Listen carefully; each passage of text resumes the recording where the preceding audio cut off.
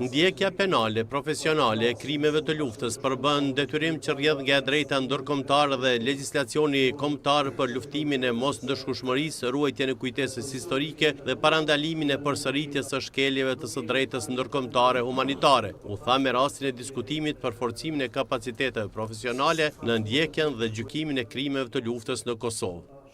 Dëshmojnë që personat e caktuara nuk janë të gjallë dhe të mos të themi të vendosen në aktakuza për arsye se gjykimi i tillë i personave të cilat nuk janë gjallë sigurisht që ndikon drejt për drejt edhe te integriteti i këtyre proceseve.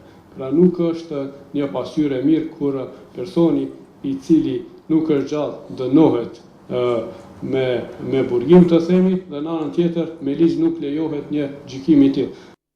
Përballë rasteve të krimeve të luftës, prokurorët dhe avokatët kanë përgjegjësi në sigurimin e respektimit të ligjit, mbrojtjen e të drejtave procedurale dhe realizimin e drejtësisë.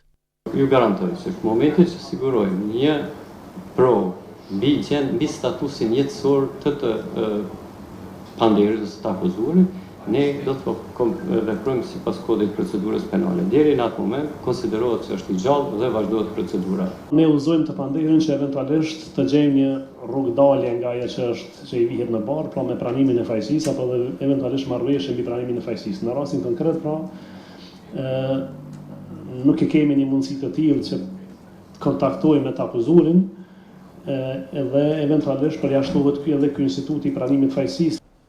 Asnjë kufi shtetëror nuk duhet të shndrohet në strehë për persona të dyshuar apo të dënuar për krime lufte. Ekstradimi dhe njohja juridike reciproke do të trajtohen si mekanizma thelbësor për vendosjen e të drejtës dhe forcimin e sundimit të ligjit. Drejtësia nuk duhet të ndahet në kufi, ajo duhet të veprojë përtej tyre në shërbim të së vërtetës, përgjegjësisë dhe paqes së qëndrueshme.